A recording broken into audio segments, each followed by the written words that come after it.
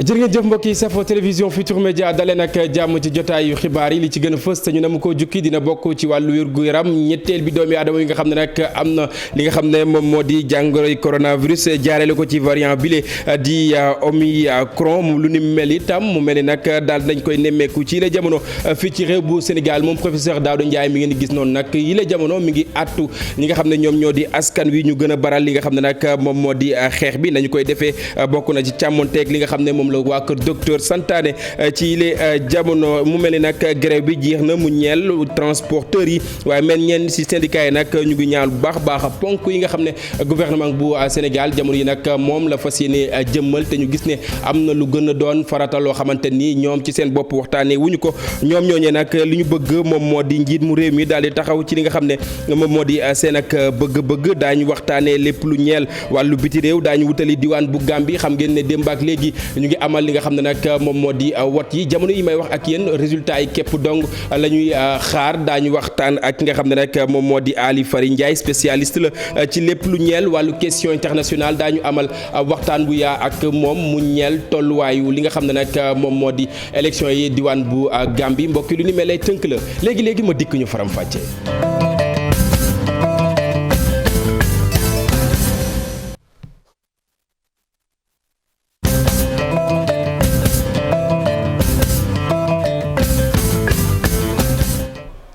jërë ngeen jëf mbokk yi ñu nuyuwaat leen ci gën gi nuyu xibaar yi door ka na nga xam ne nag noonu la ñu ko junjee woon wàllu wér-gu-yaram mu mel ne nag réew bu Sénégal li nga xam ne nag moom moo di mbas mi ngi law bu baax a baax ñetteel bi doomi aadama mi nga xam ne nag amee na jàngoroy Covid 19 jaarale ci variant bile di Omicron ki nga xam ne nag moom moo di professeur Daouda Ndiaye mi ngi dànkaafu askan wi te itam di xam ne rek ñu gën a baral li nga xam ne moom moo di xeex bi càmmonteeg li nga xam ne moom la waa kër docteur santaane ci yële jamono ñu teew lay kàddoom.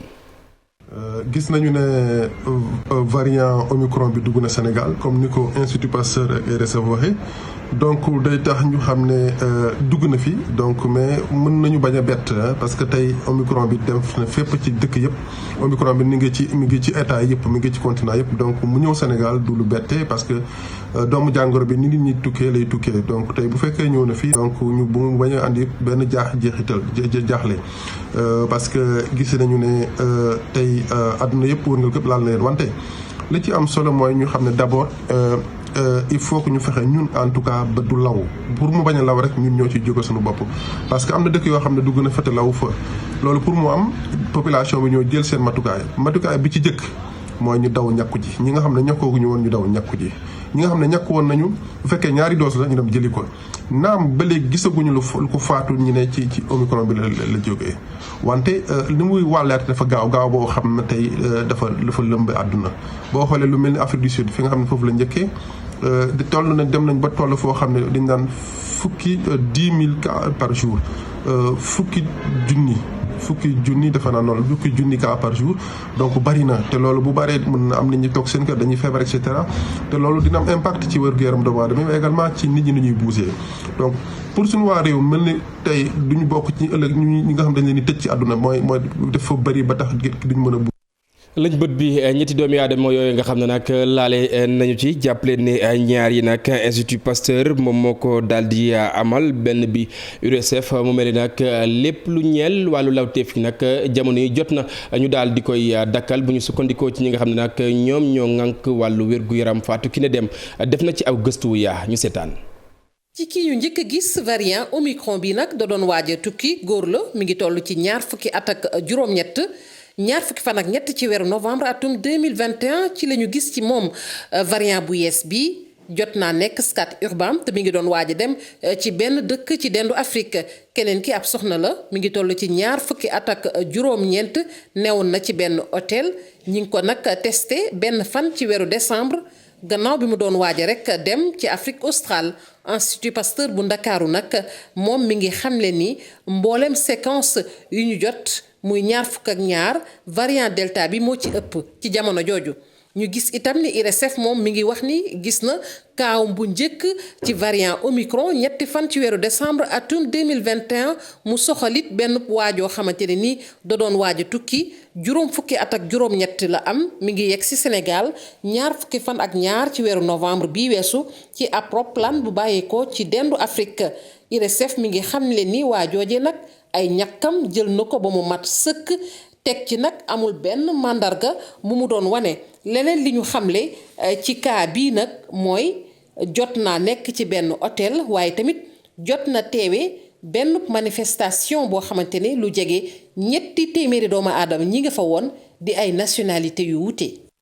Fatou Kiné Deme ki njëkk ki nga xam ne nag moom la ñu nemmeekoo variant bi la di Omicron ci moom itam aw góor la woo xamante ni mi ngi fi ñëwoon ci aw xew-xew boo xamante ni app nañu ko ci diirug ñaari fan lu ni mel manifestation la boo xamante ni nag ëmb na lu jege 200 doomi aadama mu di aw voyageur boo xamante ni nag wala aju tukki gu doon génn fii ci réew bu Sénégal ginnaaw itam ba ñu nemmeekoo kaawoowee Ibou Diouf itam dikkaat na ci aw tëgg.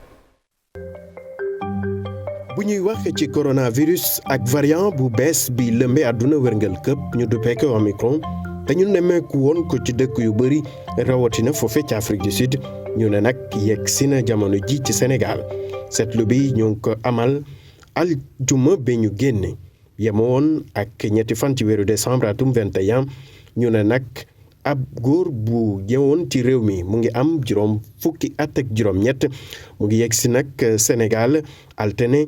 ñaar fukki fan ak ñaar ci weeru novembre atum 2021 gannaaw ba mu jaaree rek ci ab vol bu bàyyeeko woon ci sous-région bi moo ne day kooku jëloon na ñekkam fukki fan ak ñett ci weeru avril 2021 lañ ko joxoon AstraZeneca ci ñaar fukki fan ak juróom ci weeru juin ñàkku woon na tamit Pfizer googu nekk ngóor soosu nag ñëw na Sénégal nekkoon tamit ci benn hôtel bu ñu ràññee fii ci réew mi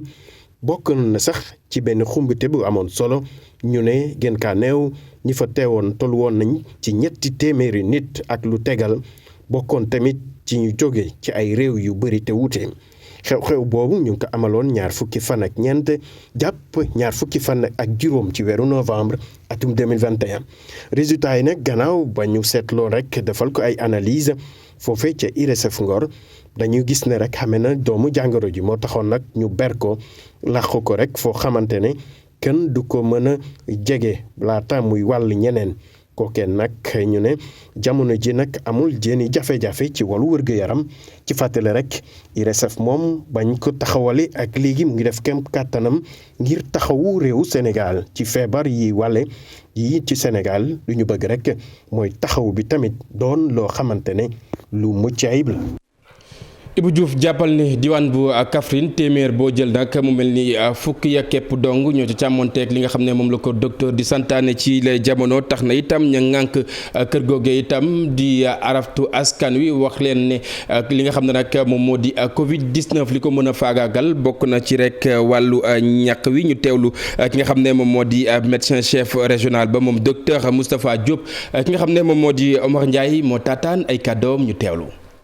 malheureusement li ñu seetlu mooy virus bi dafa am xel moom tamit day fexe bëre ak ñun bañ ko daan moo tax muy indi ay li ñuy wax mutation yi bari na variant yi bari na biñ ci nemmeeku fan yi mooy bi ñuy wax Omicron bi nga xam ne mi ngi feeñ Afrique du Sud loolu dafa wane ni rek war nañ gën a mën a góorgóorlu ci masque yi góorgóorlu ci raxas bi mais surtout góorgóorlu ci vaccination bi ndax Kaffrine boo ko seetee kat mi ngi bëgg a des ginnaaw ndax boo jëlee téeméeri nit daanaka fukki yi rek lañ ñàkk a gun ci cible bu nga xam ne daanaka 400 000 la maanaam 400 000 nit kon nag appel bi may lancé rek mooy ñàkk yi ñi ngi fi façon bu ne ku ko bëgg bi nga bëgg am na fi dañ koy maye pare nañu pour fekk leen ci seen gox yi ci seen gox-goxaan yi ci seen service yi vraiment pour defal leen ñàkk yi dans des conditions de sécurité. mu mel ni nag fukk ak juróom-benni bés yi nga xam ne nag moom lañ jagleel soxna yi ngir rek ñu gën a jëmmal lépp lu ñeel seen àq ak seen yelleef mi ngi woy ba tey New Deal itam taxaw temb ngir daal di gunge yenn ci ay soxna yoo xamante ni dañ leen di faral di xot-xotal wala boog ñu leen di ñuñuñal ba ci sax ñenn ci ñoom ñoo xamante ni dañuy teel a wan lor ci loo xamante ni du seen coobare mu mel ni nag coordonnatrice bi nationale moom moomee nag taxaw temb ngir daal di koy xeex naka noonu itam yenn ci ay kàddu yi mu yëkkati jëmale ci askan wi ñu teewlooy kàddoom ci micro Pape Sangoné Mbaye. jàppale wun nag kenn pour wax ne deful dara mais am nañ droit ni comme téye nañ ko te tegagun dara ci suñuy loxo luy wane liñ koy tuumaal moo ko def kon nan gaawal procès bi pour que moom mu mën a setal boppam ay avocat mën na ñëw taxaw défendre ko moom it mu défendre boppam ñi nga xam ne am nañ luñ koy tuumaal ñu teg ci table ji lu Sénégalais yi mën a gis loo xam ne mën naa tax ñu mën ko faa téye ci prison waaye depuis le 21 août ñaar fukki fan ak benn ci weeru août ba léegi mu toog ci prison bi kenn attewu ko mu ànd ak feebaram ba. malheureusement li ñu seetlu mooy virus bi dafa am xel moom tamit day fexe bëre ak ñun bañ ko daan moo tax muy indi ay li ñuy wax mutation yi bari na variant yi bari na. ñuy jéggalu bu baax a baax ci rek yooyu nga xam ne nag nemmeeku nañu ko ci élément boobee ngeen doon gis ki nga xam ne moom moo di Dame Mbodj doon ci addu doon rek wax ne dañoo rek war a mën a taxawal li nga xam ne moom moo di procès wu ñeel professeur arabe bi nga xam ne nag jàppoon nañu ko teg ko yoxoo fa nga xam ne nag moom moo di ca Barkédji di wuyoo ci turu Abdoulaye Diop Fall di professeur bu arabe ñoom ñooñee nag li ñu xam le moom moo di yenn ci revendication yoo xamante ni dañ ko jébbal gouvernement bu Sénégal lu ni mel dina ci bokk ngir rek ñu mën koo bàyyi mu nooy ngelaw lu féex ñu tegal leen élément bi dellu siwaat ci plateau bi. jàppale wun nag kenn pour wax ne deful dara mais am nañ droit ni comme téye nañ ko te tegagun dara ci suñuy loxo luy wane liñ koy tuumaal moo ko def kon nan gaawal procès bi pour que moom mu mën a setal boppam ay avocat mën na ñëw taxaw défendre ko moom it mu défendre boppam ñi nga xam ne am nañ luñ koy tuumaal ñu teg ci table ji lu Sénégalais yi mën a gis loo xam ne mën naa tax ñu mën ko faa téye ci prison waaye depuis le 21 août ñaar fukki fan ak benn ci weeru août ba léegi mu toog ci prison bi kenn attewu ko mu ànd ak feebaram ba bërki démb la opéré ay élève am toog nii di xaar seen baccalauréat pour seen maître seen professeur arabe war leen a jàngal ndaxte ñenn ci ñoom matière bi ëpp doole bi ñu jël arabe la te moom moo leen di jàngal. ginnaaw njàng mi ak njàngale bi ñu wutali diwaan bu HLM wax itam mouvement wi nga xam ne nag moom la ñu fa taxawal dippee ko mouvement Déclic HLM ñoom ñooñee nag taxaw temb ngir rek daal di indi ay coppite ci commune woo nga xam ne nag moomee la ñuy yeewoo ci li nga xam ne moom moo di ñàkkum kaaraange ak itam salte wa nga xam ne nag ma nga fay jaaba jonge bu ñu sukkandikoo ci Ousmane Touré wi nga xam ne nag moom moo nekk njiit la dañu teewlu ay kàddoom ci micro Aline Diagne. Diagnostic socio-économique de la commune ñu def une démarche de planification participative pour aboutir à un projet de société boo xam ne coalition communautaire bi moom la bëgg a porter suba incha allah liggéey ko HLM. Donc sunu choix c'est un choix qui met en avant l'intérêt de toute une commune. Sunu choix c'est un choix boo xam ne dafay mettre en perspective un programme boo xam ne waa HLM ñoo ko définiral seen bopp. Sunu choix mooy fexe ba lépp loo xam ne HLM daf ko soxla suba ci jàngukaay yi ci fajukaay yi sunu cadre de vie yi HLM doxal ko boppam wante nag tey dañu am chance HLM dañu am chance am au sein de notre commune.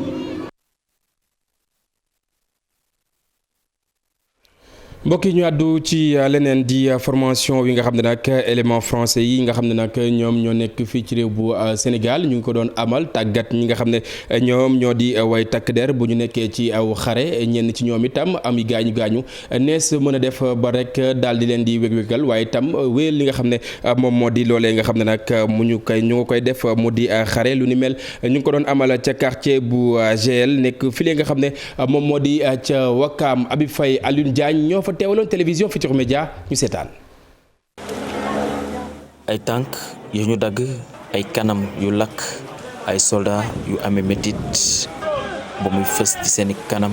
camp militaire bu colonel Géil bu nekk fii ci Wakam ñu simulé mel ni sax dañu ko attaqué. lii li ko sabab moo di gën a waajal ñi nga xam ne ñoo di soldats yi ngir ñu gën a mën a janoog saa yu ñu leen attaqué. nous au niveau de ci l'exercice. exercice yi objectif bi ñett mbir la mooy la R bi nga xamante ni ñoom ci seen bopp mën a wàññi ñi ci gaañu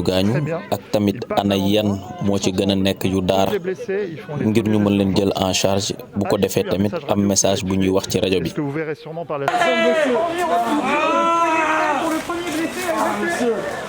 waral na dañ leen di dajale ca wet gënnale bu ko defee liggéey gi mën a tàmbali ci anam ba ñu ko bëggee. ñu def seen simulation ñu gis ne ñi ci amee ay gaañu bëri na lool ñoom soldaar yi ñenn ñi ñu tegee leen ne la ca wet ga te faaw rek mu am ñu leen taxawu laata muy ëppi loxo. foog ñu teg ak pexe. Ces situations sont difficiles pour lu metti la ci képp ki nga xamante ne soldat la ak fépp foo mënti jóge waral na tey ñu teg benn scénario événement boo xamante ni te attaque la liñ ci mën a wàññi rek mooy fukk ak juróom ci ay soldat ñoom ñoo daanu nekk ci suuf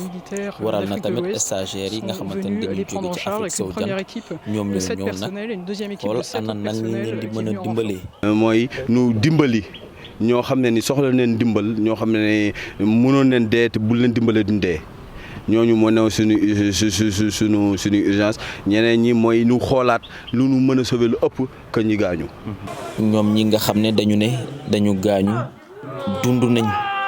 expérience goo xamante ne ni daa mën a tax saa yu ñu leen attaqué rek ñu mën a janoo ak ñoom. armée française bi nekk fii ci diwaanu Sénégal bile. nekk fukk ak benneeli édition bu muy tàggat ay soldaaram ngir waajal leen ngir gën leen mën a waajal ci attaques yi nga xamante ne ñu ngi koy gis ci frontières yi. jërëjëf Habib Faye ñu àddu ci leneen loo xamante ni maa ngi leen ko doon junj bi ñu door yi la jotaayu xibaar mbokk yi xam ngeen ne ndaamaar yi teguwaat nañ ci xàll wi ñi nga xam ne itam ñoom ñoo di chauffeur si itam teguwaat nañu ci waaye mel ni nag ñenn ci syndicalistes yi la ñu xam ne moom moo di ci fukki poñ yi nga xam ne nag tànn nañ ko fas yéene koo jëmmal gouvernement bu Sénégal benn képp dong la ci daal di bàyyi xel ngir rek daal di ko fas yéene wëyal ñoom ci seen bopp nag di ñaalu bu baax a baax lu ni mel la ñu bëgg moom moo di bépp ponk bu ñu teg ñoom ñu des ko defi pexe defi itam li nga xam ne moom moo di seeni mbiru bopp ndongo ka ak itam laay aan ñoo daje ak ñoom. À l'heure du bilan des 3 jours de grève des routiers, certains syndicats des transporteurs restent sur leur faim. Le syndicat national des travailleurs des transports routiers du Sénégal estime que le résultat obtenu des négociations est insignifiant. Ce que nous souhaitions, c'est gannaaw ñetti fani grève bu transport routier yi nag ñenn ci ay syndicats ci waxtu bilan bi nag jàpp ni résultat yeeg lañ ci doon séentu taxul nag mu daal di demee nu ni mel ñu ci demee ni ki waa syndicat des travailleurs des transports routiers du Sénégal ñu ne résultat yi ñu am nag ci négociation yi taxul nag mu doon li nga xamante ni moom lañ ci doon séentu. xëj na grève bi ni mu jeexee gënalul woon grévistes yi mais noonu la ko yàlla dogale ñun amoon nañu yéene yi am ndam ci état bi mooy suñu 10 points yëpp ñu def protocole def ni ko président defee arrêté mu def arrêté ci 10 points yëpp mais benn point la ci tànn def ko arrêté loolu d'accord séentuwuñu woon loolu. waaye man li tax ma ni amul échec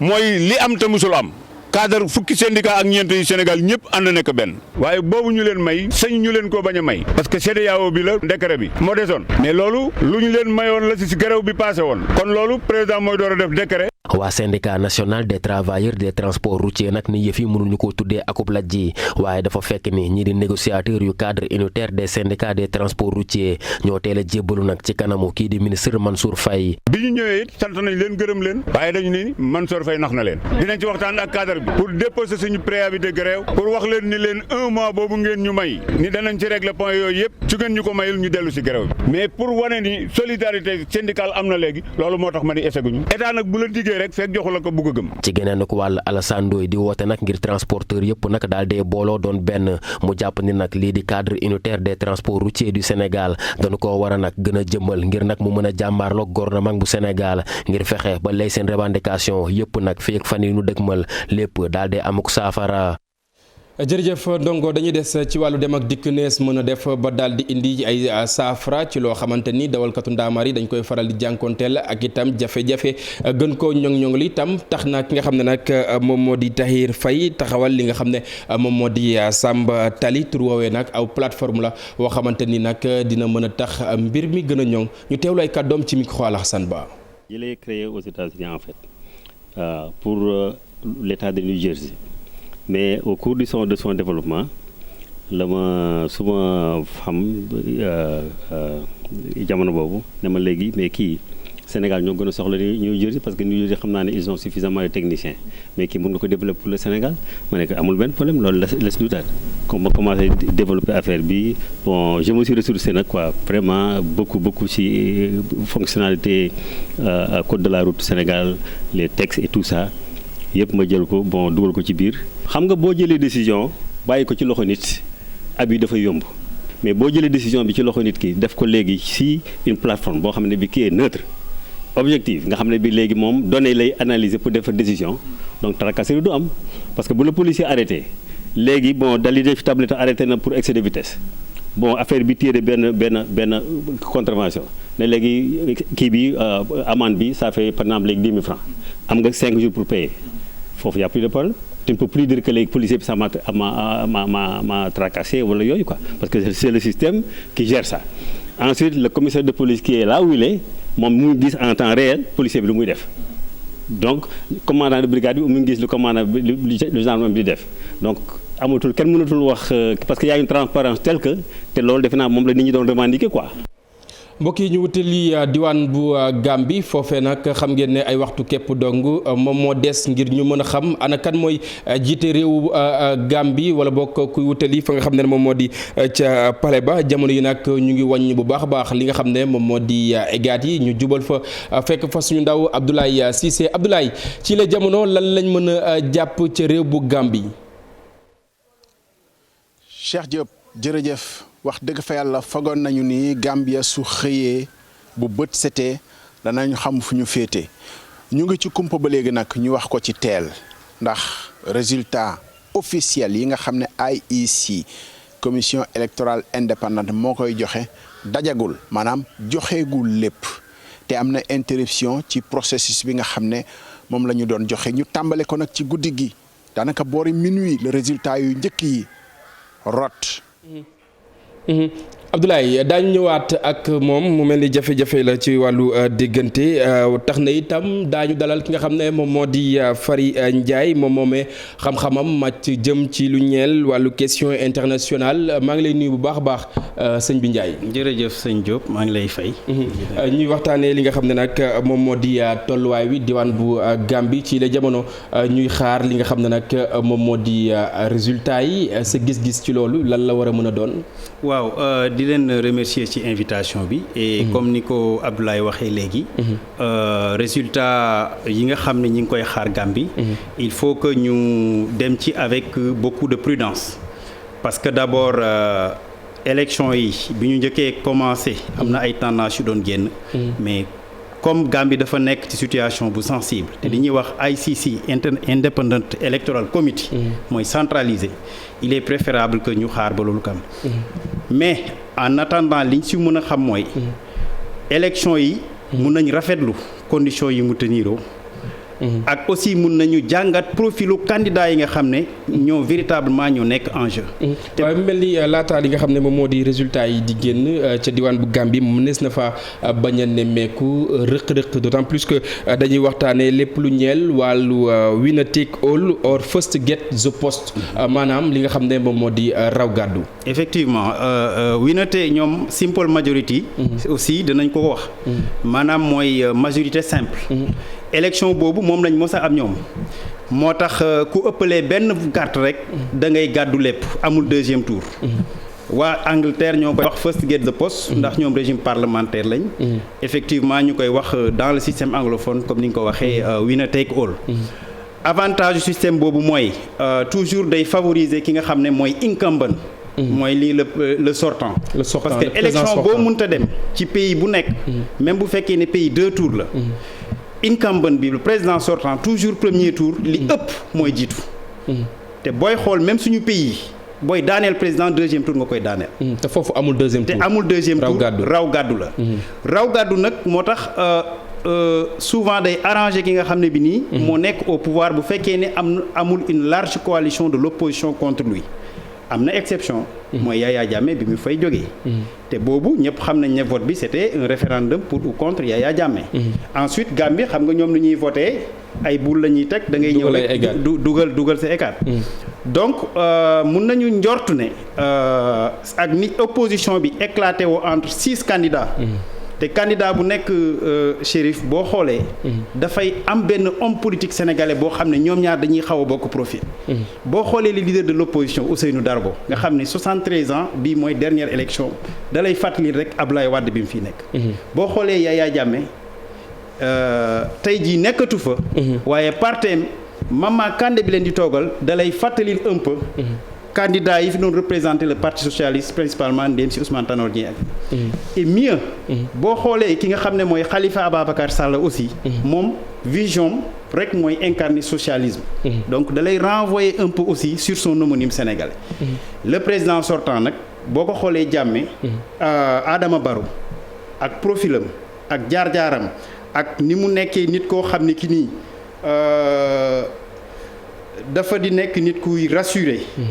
nit ku bëgg a séq ak ñëpp jàmm te du yàqal kenn dara daf lay renvoyer aussi ñi nga xam ne ñi nii mooy ses partenaires yi nga xam ne nii principalement ñi nga nekk au pouvoir au Sénégal donc ku nekk ci juróom-benni candidats yi mun nga si gis un profil boo xam ne daf lay renvoyer un peu si profilu leader politique yi ñu am Sénégal te loolu lu am solo la beneen aspect bi du dara lu tax ñuy wax Gambia ak Sénégal benn la ñu effectivement parce que Adama Barrow ak Macky Sall seen relation ñëpp xam nañ ko Darbo boo ko gisee Ablaye Wade la lay jox yaakaar naa ne ren mooy dernier 73 ans sax je crois que bii mooy chef de l'opposition te moom moo doon patron wu Adama Barrow exactement bi ko Yaya Jammeh tëjee ci la Adama Barrow lañ ko jël comme candidat mu far gagné mais Adama Barrow xamul état xamul administration donc boo xoolee li muy rassurer ñëpp mooy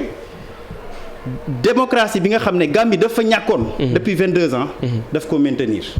te xam nga peuple bu ñu ko opprimer lu yàgg liberté moo koy gënal même aspect politique yooyu ñooy gën a ëpp solo aspect économique yi beneen critère bi mooy peut-être que nekk na nit koo xam ne joué na un peu parce que à un certain moment donte proximité bi mu am ak président Macky Sall gisoon nañ ko mu dem Guinée seeti Alpha Condé te après étape boobu ci novembre la amoon alliance ak Yaya Jammeh pour que parti Yaya Jammeh bi nga xam ne mooy APRC maanaam mooy parti bi fa nekkoon pendant 22 ans te Yaya Jammeh jiite woon ko ci la commencé woon en novembre mu def alliance ak ñoom ba tey aujourd'hui ci coalition une bonne partie ancien régime bi ñi ngi koy jàppale loolu créé nag une dissidence looloo tax Yaya Jammeh actuellement ci élection yi muy jàppale ki nga xam ne moom mooy Mamadou Kandé nga xam ne moom dafa créé waat beneen parti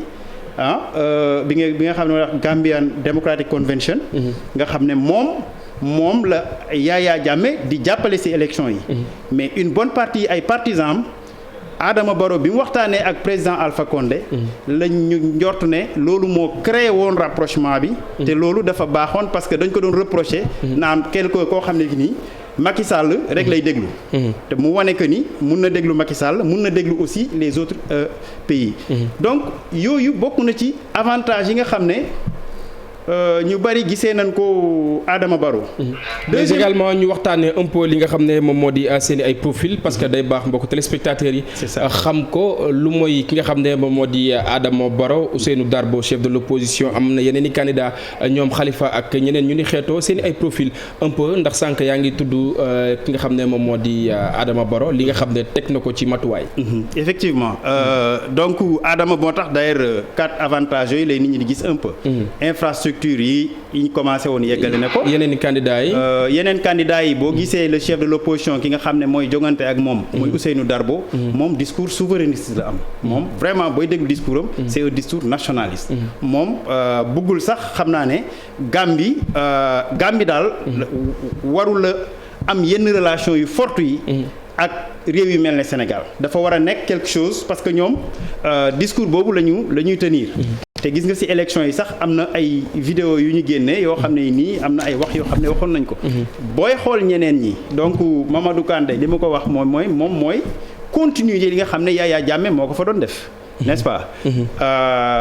Khalifa Sall moom c'est un socialiste yàgg na nag ci politique Gambie yàgg na ci politique bi trop mais booy xool profilam moom dong moo ci incarné idéologie socialiste moo tax mu jegante peut-être ak socialiste yi nga xam ne ñoo nekk ci réew mi à part ça am na yeneen ñaari candidat yoo xam ne nii kenn ki candidat société civile la d'accord mooy Fall ak aussi Jammeh bi nga xam ne bi nii moo doon ancien président de la haute autorité gambienne moom tamit mu soobu ci course bi jërëjëf question yi bëri na bëggoon nañoo yaatal lépp waaye mel ni nag temps bi moo ñu ko mayul ñu doon waxtaane lépp lu ñeel wàllu Gambie la fay tukkee ci li nga xam ne nag moom moo di ay résultats waaye jàppale ne ci la jamono nag biral guñu ko lépp lu fa rusandi ci ay xibaar télévision Futurs Médias yebal na fa ay ndaw Abdoulaye Cissé Mbissane Ndoye daañ leen ko yeggee yéen itam ngeen mën a xam xibaar yi nga xam ne ñoom ñoo bàyyeekoo ca diwaan bu Gambie Ali Fari Ndiaye lañ doon dalal xam-xamam màcc jëm lépp lu ñeel wàllu question internationale ñu amoon yéene waxtaan ak moom nag ci lu bari temps bi tënkuñu ñu jaare fi buural jotaay wi léegi di ngeen am ànd ak moom itam ci xibaar yi ci kàllaamay tubaab ak Léa Soukayna Ndiaye ma jox leen daje ni ki ëllëg incha allah 6h30 ci li nga xam ne nag moom moo di seen émission info du matin mbokk yi ñu leen di jaajëfal bu baax a baax.